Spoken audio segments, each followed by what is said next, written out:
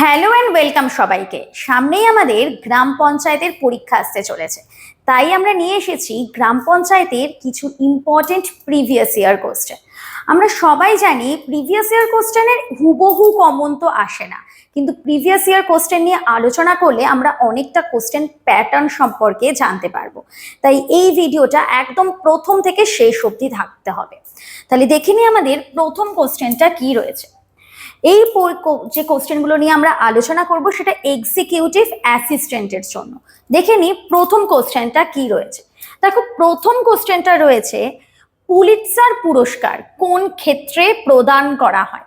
চারটে অপশন রয়েছে, কি কি? সঙ্গীত, সাংবাদিকতা, চিকিৎসা নাকি পরিবেশ। আমাকে প্রথমে জানতে হবে এই যে পুলিৎজার পুরস্কার এটা কে পরিচালনা করেন। পুলিৎজার পুরস্কার পরিচালনা করেন হলো কলম্বিয়া ইউনিভার্সিটি। এই পুলিৎজার পুরস্কার প্রথম প্রদান করা হয়েছিল 1917 সালে। তারপর থেকে প্রত্যেক বছর কিন্তু এই পুরস্কারটা প্রদান করা হয়। এই পুরস্কার সাংবাদিকতা মানে জার্নালিজমের ওপর প্রদান করা হয়। খুব সম্মানজনক একটা পুরস্কার। আমরা দেখে নিই অপশানে কি কি রয়েছে। প্রথমে রয়েছে সঙ্গীত, সেটা তো হবে না। সাংবাদিকতা, এটা হতে পারে। তাও আমরা সি এবং ডিতে কি রয়েছে সেটা দেখে নেব। সিতে রয়েছে চিকিৎসা, যেটা হবে না। আর ডিতে রয়েছে পরিবেশ, সেটাও হবে না। তাহলে এই কোশ্চেনের সঠিক উত্তর হবে হলো সাংবাদিকতা।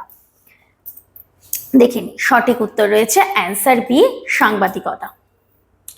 পরের কোশ্চেনে কি আছে দেখে নি। পরের কোশ্চেনে আছে 2018 সালে যে বিশ্ব সংস্কৃত সম্মেলন হয়েছিল, মানে WSC, এটা কোথায় সংঘটিত হয়েছিল? চারটে অপশন রয়েছে, কি কি রয়েছে? ভারত, জার্মানি, রাশিয়া নাকি কানাডা। এই যে সংস্কৃত সম্মেলন হয়েছিল 2018 সালে, এই সম্মেলনটা হয়েছিল কানাডাতে। হয়েছিল 2018 সালের 9 থেকে 13 জুলাই, এই সময় অবধি এই সম্মেলনটা অনুষ্ঠিত হয়েছিল। তাহলে এই যে চারটে অপশন রয়েছে, ভারত তো হবে না, জার্মানি, রাশিয়া, এই তিনটে অপশন হবে না। সঠিক উত্তর হবে হলো অপশন ডি, কানাডা। তোমরা যদি জেনারেল সায়েন্সের ওপর টপিক ওয়াইজ ভিডিও পেতে চাও তাহলে অবশ্যই কমেন্টে লিখবে জেনারেল সায়েন্স ফুল টপিক ওয়াইজ ভিডিও, ঠিক আছে? এরপর আমরা চলে যাব 3 নম্বর কোশ্চেনে। এই কোশ্চেনগুলো কিন্তু প্রিভিয়াস ইয়ারের খুব ইম্পর্টেন্ট একটা কোশ্চেন ছিল। তো এই কোশ্চেনগুলো দেখে আমরা বুঝতে পারবো যে এই যে নেক্সট যে পরীক্ষাটা আসতে চলেছে সেখানে কিরকম ধরনের কোশ্চেন আসতে পারে। দেখে নিই 3 নম্বর কোশ্চেনটা কি রয়েছে। শিক্ষার অধিকার আইন মানে রাইট টু এডুকেশন অ্যাক্ট কোন সালে প্রণীত হয়? এই যে রাইট টু এডুকেশন অ্যাক্ট, এই অ্যাক্টে বলা হয়েছিল যে 6 থেকে যে 14 বছর বয়সী যে সমস্ত শিশুরা রয়েছে তাদের বাধ্যতামূলক শিক্ষা প্রদান করা হবে এবং বিনামূল্যে শিক্ষা প্রদান করা হবে। তো এই যে রাইট টু এডুকেশন অ্যাক্ট, এটা কোন সালে প্রদান করা হয়েছিল, মানে প্রণীত হয়েছিল? চারটে অপশন রয়েছে, কি কি রয়েছে দেখো। প্রথমে রয়েছে 2002, বিতে রয়েছে 2005, সিতে রয়েছে 2007 এবং 4-এ রয়েছে 2009। এই যে শিক্ষার অধিকার আইন, যেটা 6 থেকে 14 বছর বয়সী শিশুদের জন্য প্রণীত করা হয়েছিল, এই অধিকার আইনটা কিন্তু 2009 সালে প্রণীত করা হয়েছিল। তাহলে এই কোশ্চেনের সঠিক উত্তর কিন্তু হবে অপশন ডি, 2009। আমরা দেখে নিই, সঠিক উত্তর কিন্তু রয়েছে 2009। পরের কোশ্চেনটা দেখো। পরের কোশ্চেনটা কিন্তু একটা হিস্ট্রি থেকে কোশ্চেন রয়েছে, খুব ইম্পর্টেন্ট একটা কোশ্চেন, কারণ আমরা এই বিদ্রোহগুলো কিন্তু আমাদের পড়তে হয় বিভিন্ন পরীক্ষার জন্য, বিশেষ করে সরকারি পরীক্ষা, রেলওয়েজ এবং ওয়েস্ট বেঙ্গলের যে সমস্ত পরীক্ষা রয়েছে সেখানে কিন্তু হিস্ট্রির এই বিদ্রোহগুলো খুব পড়তে হয়। দেখো কোশ্চেনটা বলেছে, সিধু এবং কানুর নাম কোন বিদ্রোহের সাথে যুক্ত? এই দুজনের নাম তো আমরা খুব শুনেছি, এই দুজনের নাম কোন বিদ্রোহের সাথে যুক্ত? দেখো চারটে অপশন রয়েছে, কি কি রয়েছে। প্রথমে রয়েছে দেখো চাকমা বিদ্রোহ, তারপর রয়েছে সাঁওতাল বিদ্রোহ, সিতে রয়েছে নীল বিদ্রোহ এবং ডিতে রয়েছে খাসি বিদ্রোহ। সিধু এবং কানু এই দুজন কি হয়েছিল, যে জমিদার যে অত্যাচার এবং ইংরেজরা যে অতিরিক্ত কর প্রদান করেছিল সেই জন্য তাদের বিরুদ্ধে ওরা বিদ্রোহ ঘোষণা করেছিল। কি বিদ্রোহ ঘোষণা করেছিল দেখো, চারটে অপশন রয়েছে। এই চারটে অপশনের মধ্যে সিধু এবং কানু করেছিলেন হচ্ছে সাঁওতাল বিদ্রোহ। এই সাঁওতাল বিদ্রোহের জন্য সিধু কানুর নাম কিন্তু খুব পরিচিত একটা নাম। ঠিক আছে, তাহলে এই কোশ্চেনের সঠিক উত্তর হবে হলো অপশন বি, সাঁওতাল বিদ্রোহ। আমাদের গ্রাম পঞ্চায়েতের উপর নোটস রয়েছে কি কি কি কি আমাদের নোটস রয়েছে কর্মী সহায়ক সেক্রেটারি এবং এক্সিকিউটিভ অ্যাসিস্ট্যান্টের জন্য। প্রত্যেকটা পদের জন্য আলাদা আলাদা করে আমাদের কিন্তু নোটসের ব্যবস্থা করা হয়েছে। কি কি সাবজেক্ট কভার করা হয়েছে দেখো, অঙ্ক, বাংলা, জিকে, ইংলিশ, এই চারটে সাবজেক্ট কিন্তু প্রত্যেকটা পদের জন্য কভার করা হয়েছে এবং তোমরা এই নোটসে প্রত্যেকটা সাবজেক্টই কিন্তু পেয়ে যাবে। শুধুমাত্র কিন্তু সাবজেক্ট ওয়াইজ নোট দেওয়া নেই, এই নোটসগুলো ছাড়াও কিন্তু আমাদের দেওয়া রয়েছে মক টেস্টেরও সুযোগ। আর এই সমস্ত কিছু জানতে, আরও বিশদে জানতে অবশ্যই তোমাদের কল করতে হবে 9088890010 এই নাম্বারে।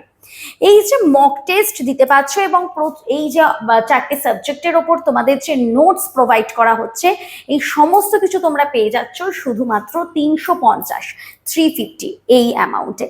ঠিক আছে, তাহলে অবশ্যই তোমরা কন্ট্যাক্ট করবে। তারপর দেখো পরের কোশ্চেনটা, খুব ইম্পর্টেন্ট একটা কোশ্চেন। পিভি সিন্ধু কোন খেলার সাথে যুক্ত? পিভি সিন্ধু কিন্তু কমনওয়েলথ গেমসে স্বর্ণ পদক পেয়েছিলেন। তাহলে তিনি কোন খেলার জন্য স্বর্ণ পদক পেয়েছিলেন কমনওয়েলথ গেমসে? চারটে অপশন রয়েছে, কি কি বলছে দেখো, কুস্তি, ব্যাডমিন্টন, ক্রিকেট নাকি দাবা। কোন খেলাটা হবে? চারটে অপশনের মধ্যে সঠিক উত্তর হবে হচ্ছে পিভি সিন্ধু ব্যাডমিন্টন খেলার জন্য কিন্তু স্বর্ণ পদক পেয়েছিলেন। তাহলে সঠিক উত্তর কি হবে? সঠিক উত্তর হবে হচ্ছে অপশন বি, ব্যাডমিন্টন। আমরা চলে যাই নেক্সট কোশ্চেনটা। দেখো নেক্সট কোশ্চেনটা কিন্তু এসেছে জিওগ্রাফি থেকে, খুব ইম্পর্টেন্ট একটা কোশ্চেন। কোশ্চেনটা দেখো লেখা আছে দোয়াব, দোয়াব ডু এবং অ্যাব, দুটো শব্দ দেখতেই পাচ্ছ। এই শব্দের অর্থ কি? দোয়াব ডু মানে হচ্ছে দুটো, আর অ্যাব মানে হচ্ছে দুটো নদীর কথা বলা হয়েছে। তাহলে কি বলা হচ্ছে, এই যে দুটো নদীর মাঝখানে যে উর্বর জমি সেটাকেই আমরা বলছি হচ্ছে দোয়াব। তো দোয়াব শব্দের অর্থ কি? চারটে অপশন রয়েছে, কি কি রয়েছে দেখো। প্রথম অপশনে বলেছে দুটি পর্বতের মধ্যবর্তী ভূমি, কিন্তু আমি কি বলেছিলাম, দুটো নদীর মাঝখানে যে উর্বর জমি রয়েছে, তাহলে এই কোশ্চেনটা তো হবে না। বিতে বলেছে দুই হ্রদের মধ্যবর্তী ভূমি। তারপর দেখো কি বলেছে, দুই নদীর মধ্যবর্তী ভূমি, হ্রদ আর নদী। ডিতে বলেছে দুটি সাগরের মধ্যবর্তী ভূমি, এটাও হবে না। তাহলে কোনটা হবে সঠিক উত্তর, বি হবে নাকি সি হবে? দেখো গঙ্গা এবং যমুনা দুটো কিন্তু নদী রয়েছে, দুটো নদীর মধ্যবর্তী যে উর্বর জমিটাকে আমরা বলছি হলো দোয়াব। তাহলে 6 নম্বর কোশ্চেনের সঠিক উত্তর কোনটা হবে, বি হ্রদের মধ্যবর্তী ভূমি নাকি সি দুটো নদীর মধ্যবর্তী ভূমি? কমেন্টে তোমরা লিখে জানাও যে কোনটা হবে সঠিক উত্তর। তার পরের কোশ্চেনে চলে আসি। পরের কোশ্চেনটা কিন্তু একটা জিকে রিলেটেড কোশ্চেন। 2011 সালে, এই 2011 সালের জনগণনা অনুযায়ী নিম্নলিখিত কোন রাজ্যের জনঘনত্ব সবচেয়ে কম? মানে কোনো একটা বর্গ কিলোমিটার, মানে পার বর্গ কিলোমিটারে কত অল্প সংখ্যক মানুষ বসবাস করছে। দেখো চারটে অপশন রয়েছে, জম্মু ও কাশ্মীর, বিহার, অরুণাচল প্রদেশ নাকি মণিপুর। দেখো আমরা যদি দেখি বিহারের জনঘনত্ব সবচেয়ে বেশি, প্রায় আমি বলতে পারি 1100 জন পার বর্গ কিলোমিটারে কিন্তু এই মানুষ বসবাস করে বিহারে।